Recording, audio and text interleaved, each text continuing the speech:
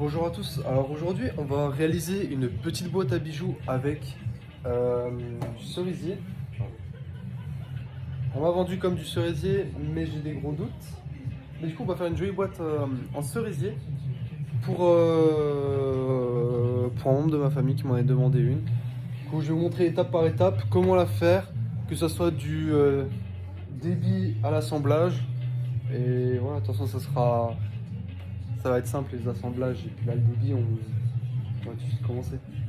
Du coup c'est simple, là vous avez votre planche directement comme ça et le but déjà c'est que ça vous l'enlevez. Du coup vous tracez un trait là, après vous coupez cette chute, ça peut faire du bois de chauffage ou ce que vous en voulez. Je vais tracer la longueur qu'il me faut, moi il me faut 30 finis. Mais alors du coup, je vais rajouter un peu plus parce qu'il faut que ça passe encore à la raboteuse, à la dégo et que je le recoupe. Du coup, je m'en fais plus 10. Du coup, je me trace un trait à 40. Voilà, j'ai tracé mes traits. En fait, j'ai dû retracer, j'ai pas vu la fissure, elle se prolongeait jusque là. Du coup, j'ai tracé un nouveau trait. Et bien sûr, on se fait un petit repère pour pas oublier que c'est ce trait-là qu'on coupe et plus celui-là. On se met un petit signe d'établissement pour savoir pour quelle partie c'est. Moi je sais que ça va être pour mon couvercle et mon fond. Du coup je laisse comme ça et je vais commencer à regarder sur la deuxième planche qu'est-ce que je peux prendre. J'ai pas eu besoin de regarder en fait la deuxième planche, j'ai pu sortir tous mes morceaux directement là-dessus. Par contre ce qu'il faut faire attention c'est aussi regarder de l'autre côté. De l'autre côté je vois que j'ai un nœud ici, qu'est-ce que j'ai? Bon j'ai mon signe d'établissement, du coup il va tomber. J'ai quelques nœuds, c'est pas des nœuds bien vilains, c'est pas bien grave. Ah, là-bas j'ai un jeton, de toute façon il va sauter. Voilà. Mais pensez toujours à regarder vos deux côtés de la planche, c'est ultra important pour la qualité de votre travail et aussi pour savoir où est-ce que vous en êtes. Donc maintenant on en est là, on a débité nos planches. Là celle-là je vais l'enlever, je me suis tracé un trait justement pour pas que j'oublie de l'enlever. Ce qu'on doit faire c'est enlever les écorces et commencer à couper les tailles de nos planches qu'il nous faut.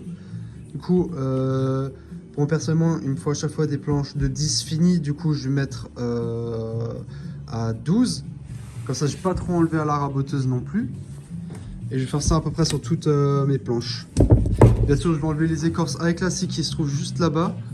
Bon, maintenant que vous avez tout débité, que vous avez mis, que vous avez surcoté vos planches, vous les notez tous. Qu'est-ce que c'est? Par exemple, moi, ça, je sais que c'est mes côtés. Celui-là, c'est aussi des côtés. Ça, c'est des baguettes de finition qui vont être encore redébitées. Et ça, c'est ce qui va me permettre de faire mon couvercle et mon fond. Une fois que vous avez tout ça, tout noté, ben, vous allez directement à la raboteuse et vous dégauchissez. Du coup, comme dans la précédente vidéo, on met un plat ici bien droit. Et ensuite, on enchaîne sur le côté. Comme ça, c'est bien d'équerre là et là. Surtout que c'est une étape importante parce que pour les couvercles, on va les coller.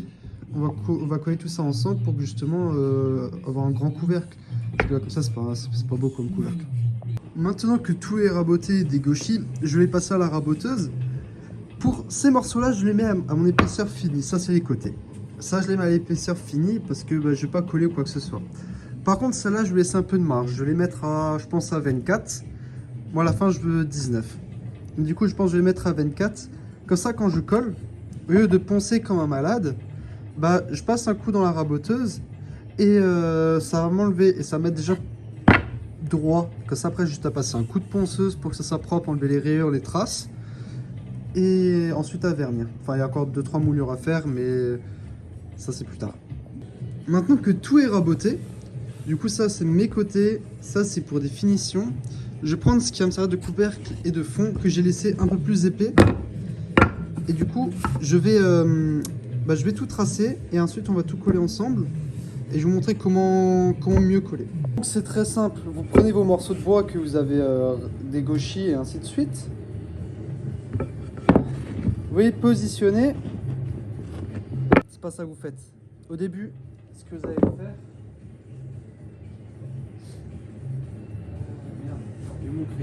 Une fois que vous avez vos planches qui sont rabotées et ainsi de suite, vous prenez là au bout et vous tracez vers où le cœur y va. Du coup, vous suivez le fil. Moi, je vois qu'il va par là-bas. Je regarde mon deuxième. Ah, lui, il va par là en bas.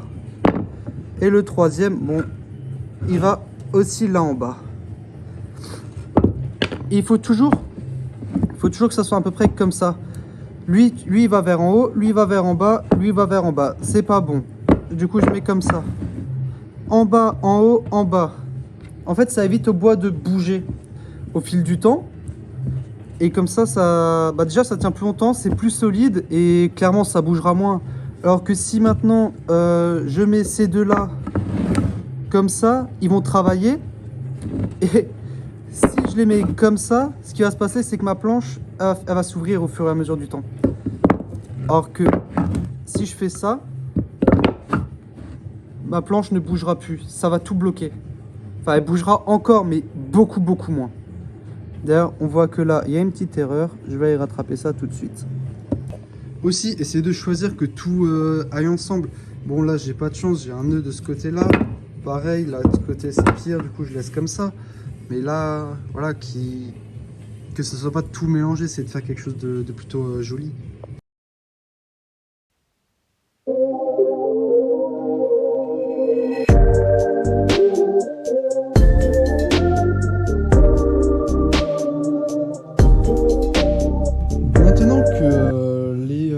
Le couvercle et le fond est en train de sécher, je vais pouvoir m'attaquer au côté.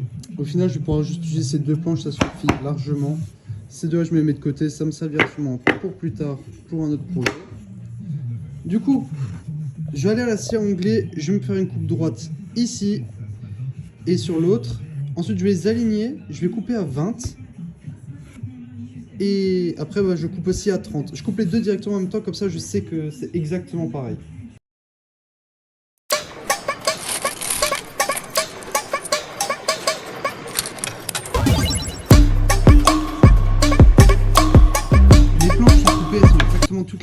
Toutes les quatre, c'est de la même longueur, c'est de la même longueur.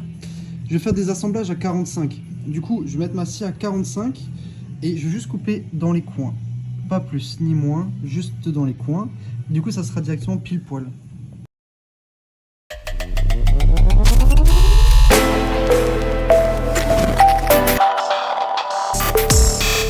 Maintenant que j'ai coupé mes planches à 45, elles sont toutes à la même taille.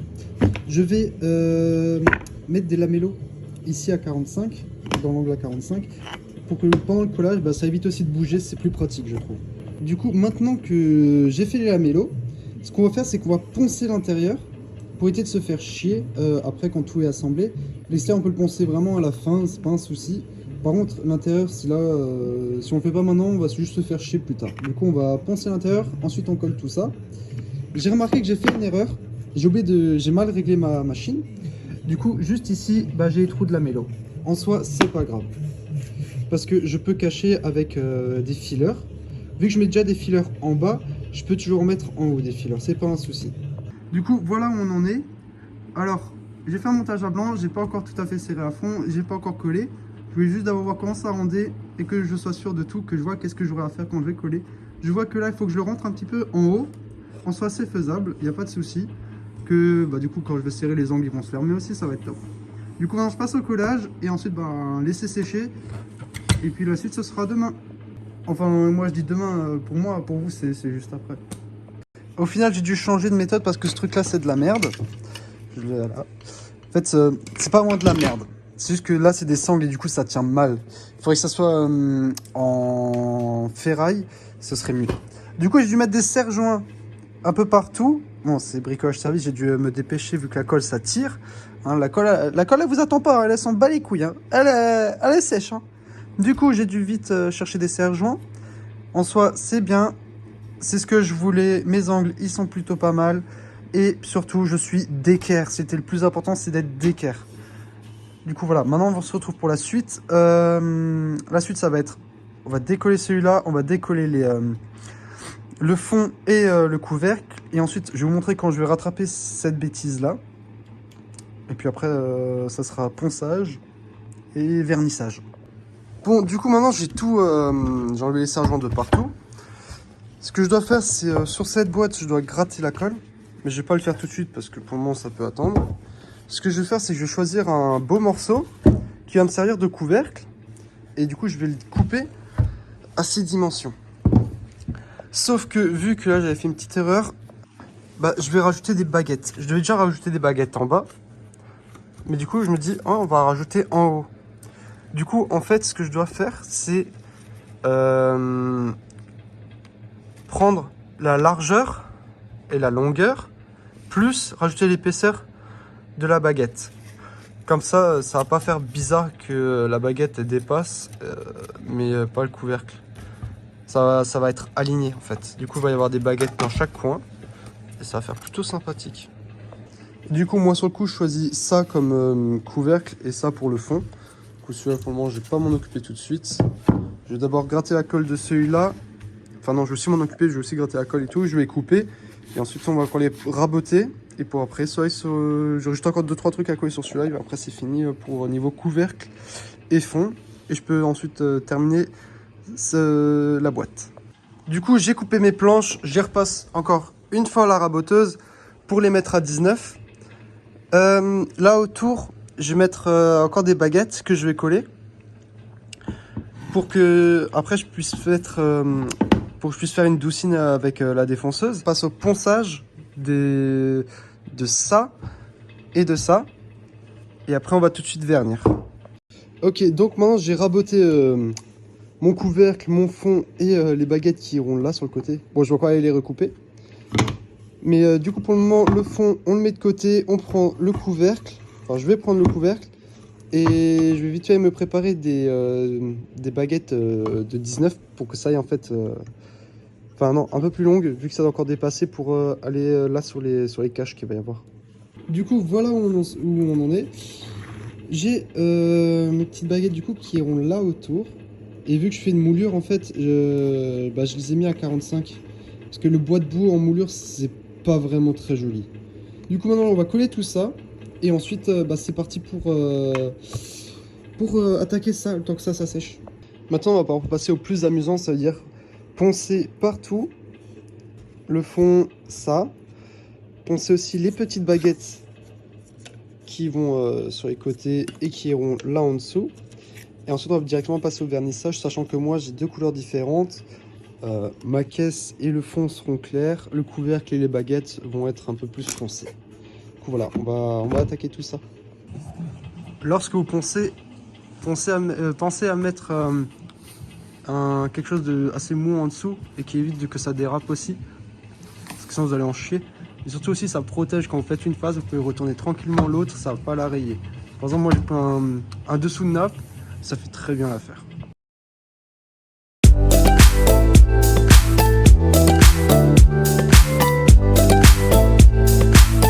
Bon, maintenant que tout est poncé, du coup je vais passer au vernissage. Je vais changer de place et on va vernir un peu tout ça pour que ensuite j'ai plus que le couvercle à faire. Alors surtout, on mélange bien le vernis, c'est important. Toutes les peintures, on les mélange bien. C'est vraiment une étape cruciale.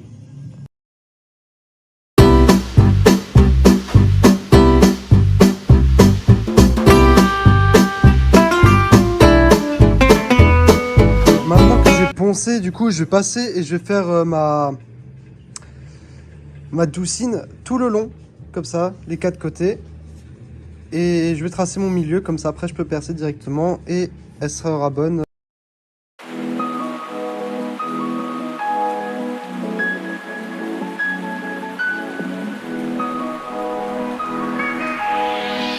Bon, du coup je perce et en fait je vais encore peut-être mettre une petite gravure ici avec du coup le nom de la personne. Enfin je vais le faire. Du coup je vais me tracer tout ça là pour que ce soit bien propre, aligné, centré. Et c'est parti. Bon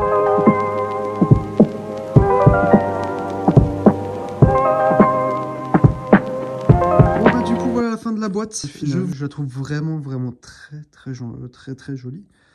Ça lui donne un style ancien le fait que j'ai mis des clous, j'aime bien personnellement. Mais du coup, voilà le rendu final. Bon, on a eu un petit souci d'électricité là-bas au niveau du tableau, c'est pour ça que c'est bricolage service. Mais voilà, du coup, c'est la fin de cette vidéo. Abonnez-vous et mettez un j'aime. À la prochaine.